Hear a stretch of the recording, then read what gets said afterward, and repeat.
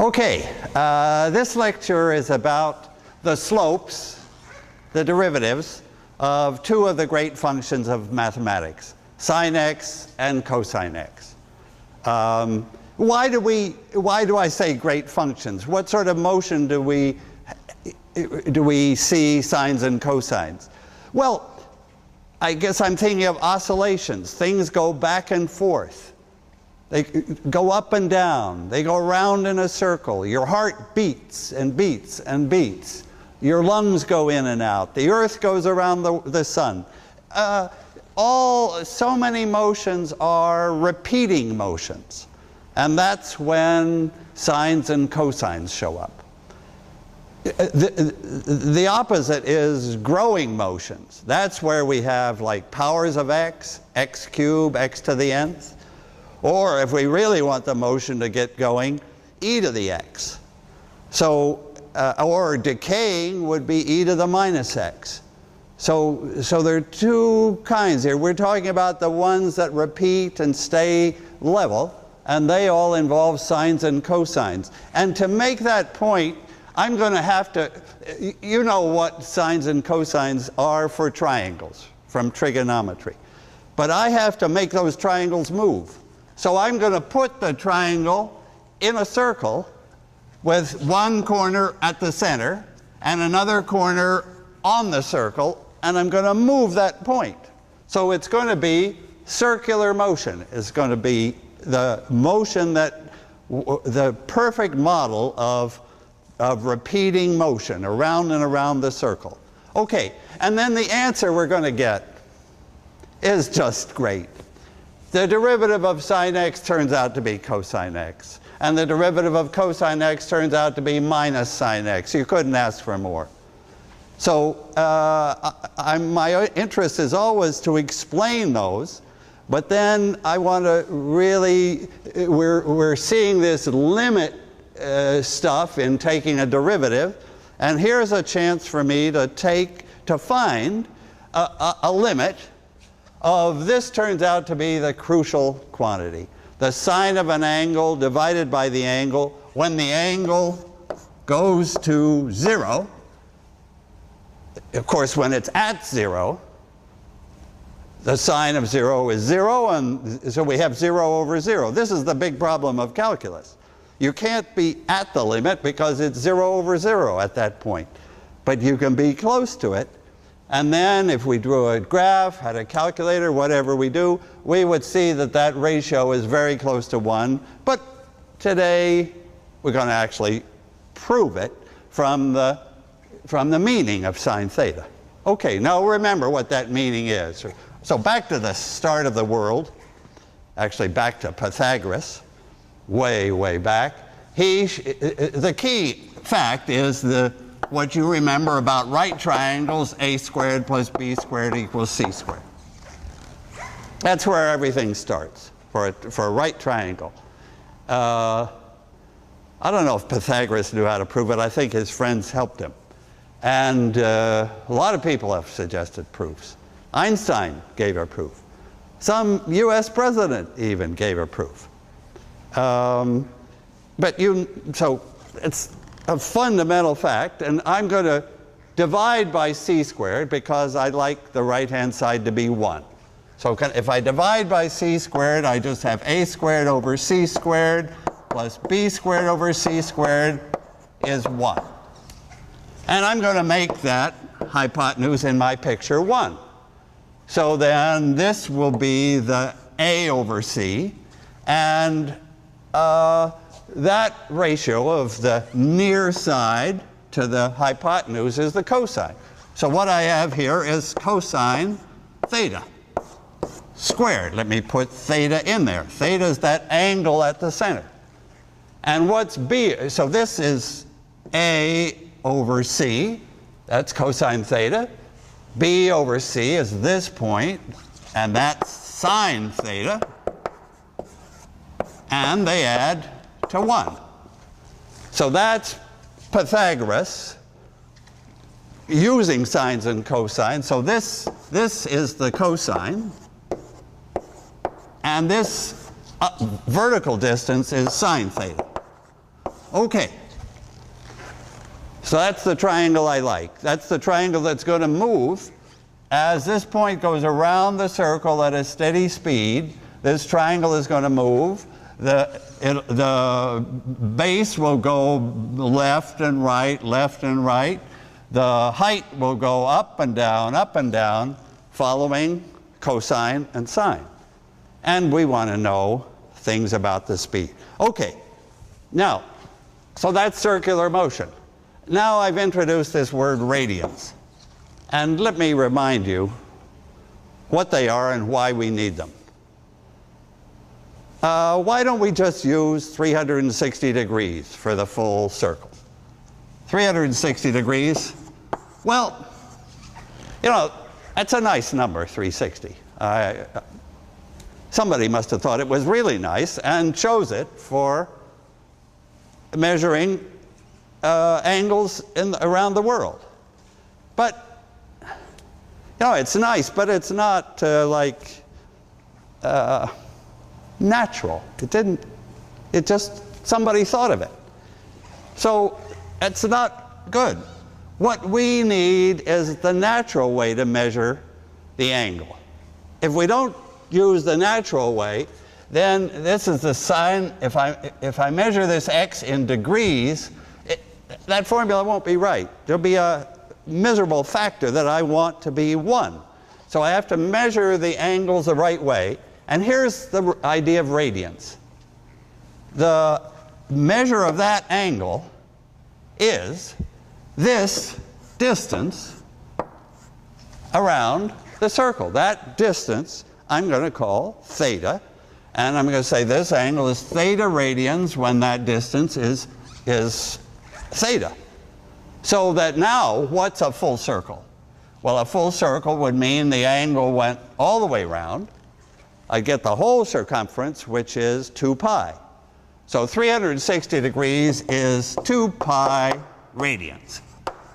And so the natural number here is 2 pi. This can't be helped. It's the right one to use. Radians are the right way to measure an angle. Okay. So now I'm ready to do the job of finding this derivative. Okay. Let me start at the key point 0. This is, if we get this one, we get all the rest easily. So I'm looking at the graph of the sine curve. I'm starting at 0. We know what sine theta looks like. And I'm interested in the slope, the derivative. That's what this subject is about, calculus, differentiating. So I want to know the slope at that point. And it's 1. And how do we show that it's 1? So now I'm coming to the point where I'm going to give a proof that is 1. And the proof isn't just for the sake of formality or rigor or something.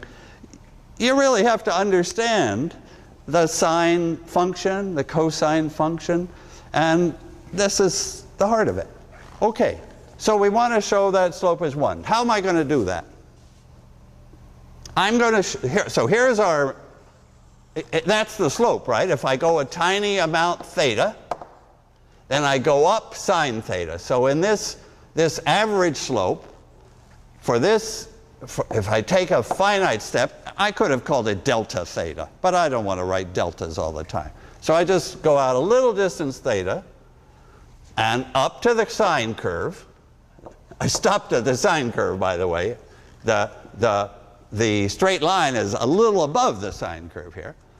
And that ratio, up divided by across, that's the delta sine divided by delta theta.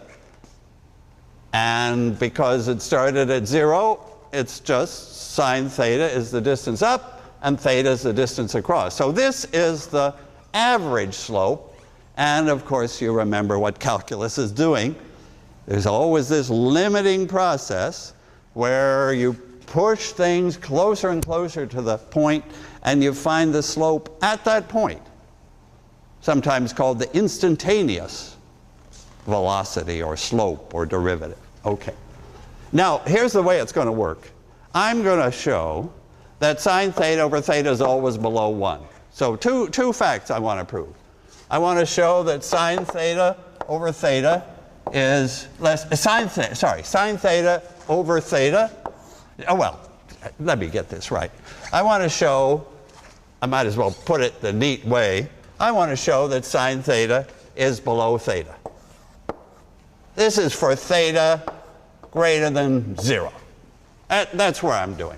Okay. So that tells me that this curve stays under that straight line, that 45-degree line, which I'm claiming is the tangent line. And it tells me when I've divided by the theta, it tells me that sine theta over theta is below 1. But now, how much below 1? Right now, if I only know this, I haven't ruled out the possibility that the slope could be much smaller. So I need like something below it. And fantastically, the cosine is below it.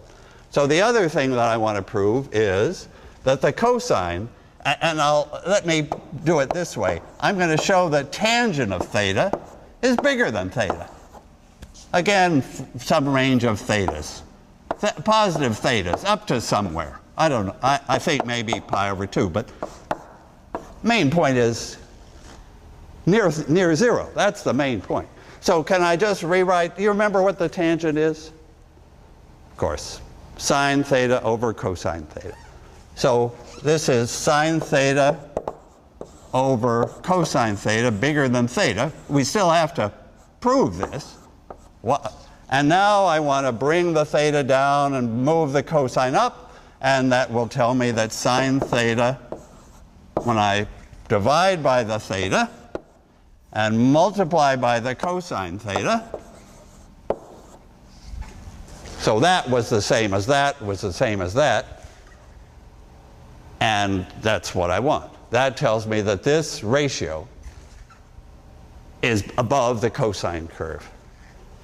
You see that if I can convince you and convince myself that these are both true, that this picture is right, then, well, I haven't gone into gory detail about limits. If you really insist, I'll do it later. But whatever. You can see, it's just got to be true that if this curve is squeezed between the cosine curve and the 1, then as it approaches, as theta gets smaller and smaller, it's squeezed to equal 1 in the limit.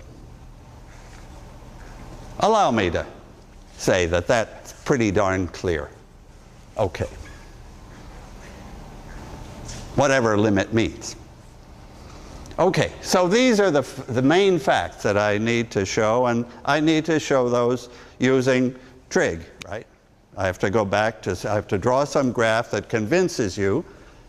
This isn't quite good enough because I just sketched a sine graph. I have to say, where does sine theta come from? Okay, so this will be number 1, and this will be number 2, and when we get those two things convincing, then we know that sine theta over theta is squeezed between and approaches 1. And then we'll know the story at the start, and you'll see that it becomes easy to find these formulas all along the curve. Okay, ready for these two. Number 1 and number 2. Okay, number 1. Why is sine theta? Oh, I can probably see it on this picture. Yeah, I can prove number 1 on this picture. Look, that piece was sine theta, right? And I want to prove that this length, what am I trying to prove? That sine theta is below theta. Let me write again what it is to show. In math, it's always a good idea to keep reminding yourself what it is you're doing. Sine theta is below theta. Okay. So So why is it? You can see it here. That was sine theta, right? And where was theta? Well, because we measured theta in radians, theta is this curvy distance that's clearly longer. The shortest way from this to the axis there is straight down, and that's sine theta. A slower way is go around, end up at not the nearest point, and that was theta. Is that good? I could sometimes, even just to be even more convincing, you add a second angle and you say, okay, there's 2 sine thetas and here's 2 thetas, and clearly we all know that the shortest way from there to there is the straight way. So I regard this as done by that picture. You see, we didn't just make it up. It went back to the fundamental idea of where sine theta is in a picture. Now I need another picture. Yeah, I need another picture for number 2 to show that tan theta is bigger than theta. That was our other job. So can I just, essentially I need that same picture again. Can I, whoops, all right, let me draw that triangle. And it's got a circle. Okay, that's not a bad circle. It's got an angle theta. And now math has always got some little trick. So this is it. Go all the way out. So now the base is 1. And this is still the angle theta. And what else do I know on that picture? Now I've scaled the triangle up from this little one. So the base is 1, so what's that height? Well, the ratio of the opposite side to the near side. That's what tangent is. Tangent is the ratio, whatever size the triangle, is the ratio of the opposite side to the near side. Sine to cosine. Here it's tan theta is that distance, and to 1. Good.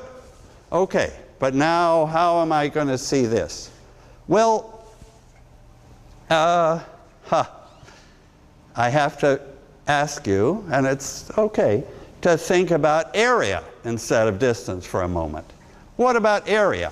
So what do I see of area? I see right away that the area of this triangle is smaller than the area, I'm sorry, I shouldn't have called that a triangle. That's a little piece of pie, a little sector of a circle. So the area of this shaded, did I shade it okay?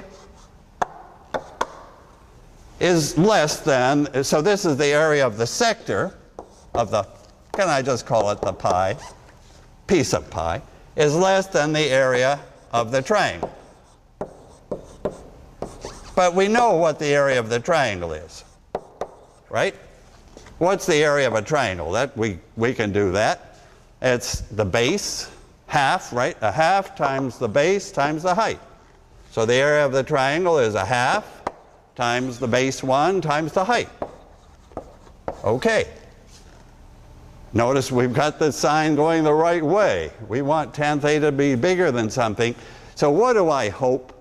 I hope that the area of this shaded part, the area of the circular sector, is theta, is a half of theta. Wouldn't that be wonderful?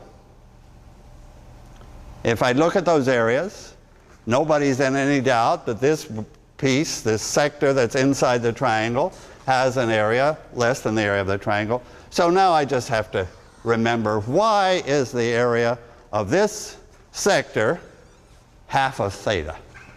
You know, there's another reason why areas come up right when we use radians, when we measure theta with radians. So remember, so just think about this piece of pie compared to the whole pie. What's the area of the whole piece of pie? So I'm explaining 1/2 theta. The area of the whole pie I'm going to get some terrible pun here on the word pi, unintended, forgive it. The area of that whole circle, the radius is 1. We all know what the area of a circle is, pi r squared. R is 1, so the area is pi. My God, I didn't expect that. Okay. Now, what about this? What fraction is this sector?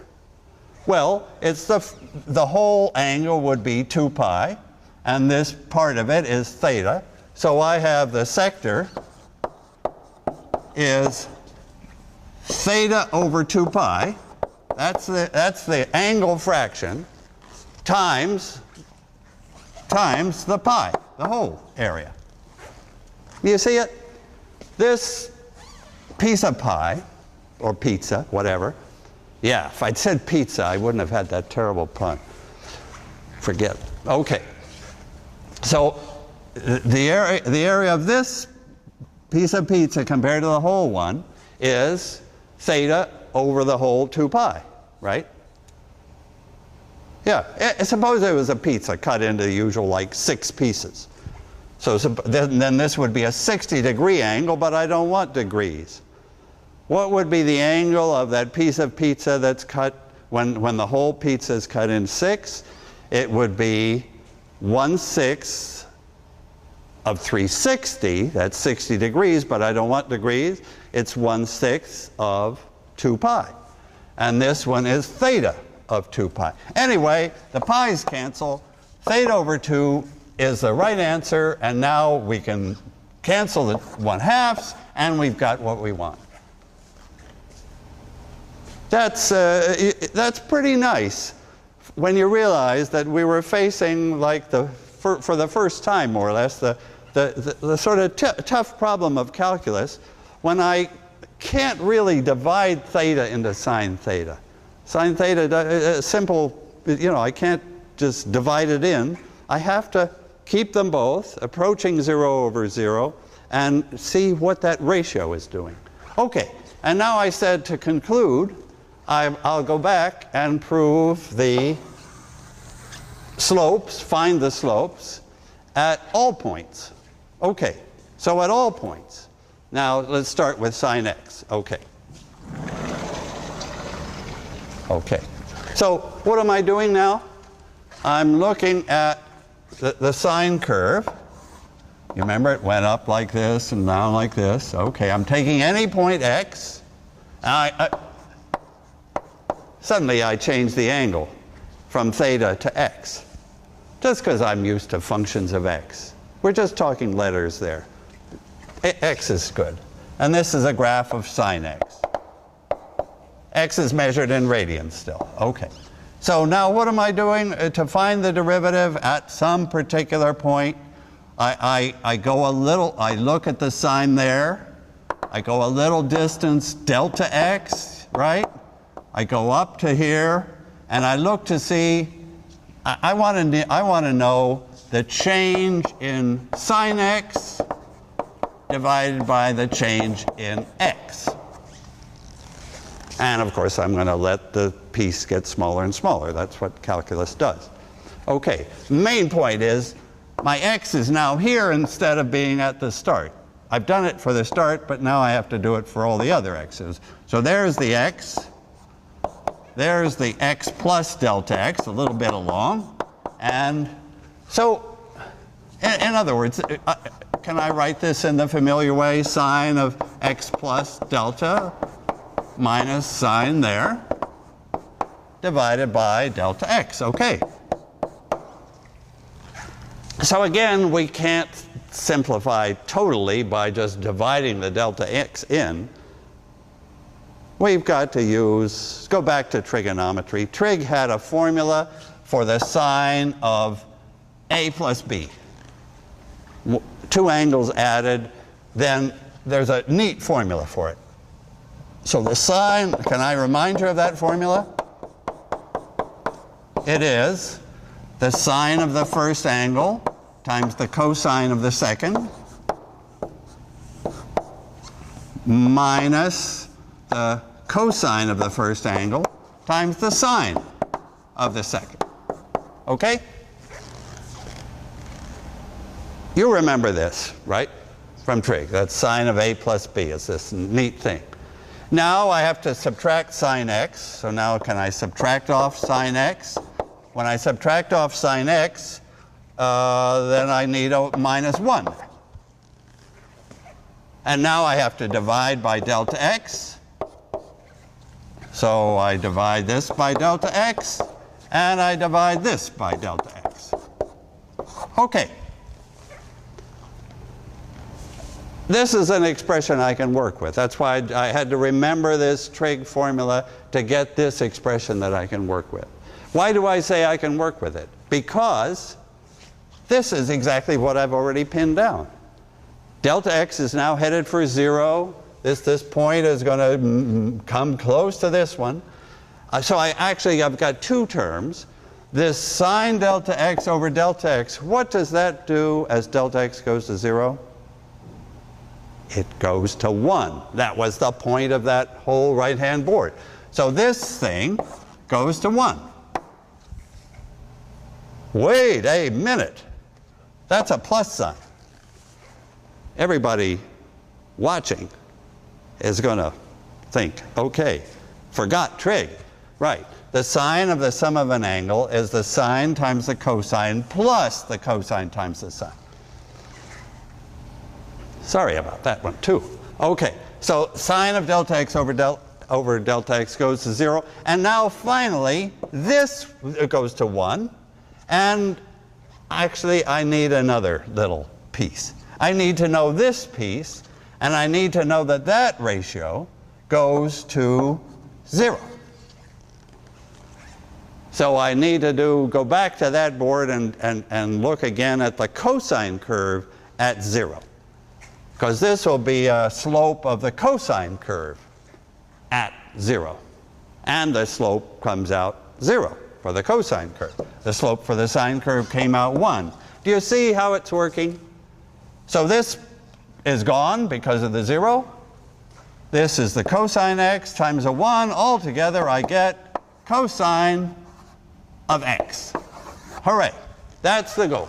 That's the predicted, planned, desired formula cos x for the ratio of delta of sine x over delta x as delta x goes to 0. Do you see that? So we used a trig formula, and we got the sign right a little late. Okay. Well, of course, one reason I goofed was that the other example, the other case we need for the second formula does have a minus sign, and it survives in the end. So I would do exactly the same thing for the cosines that I did for the sines. If there's another board underneath here, I'm going to do it. Yeah, there is. Okay, now I want to know the delta of cosine x over delta x. Right? That's what we do. We have to simplify that, then we have to let delta x go to 0. So what does this mean? This means the cosine a little bit along minus the cosine at the point divided by delta x. Again, we can't do that division just right away, but we can simplify this by remembering the formula. That's cosine. Now, let me try to remember it. It's a cosine times a cosine for this guy,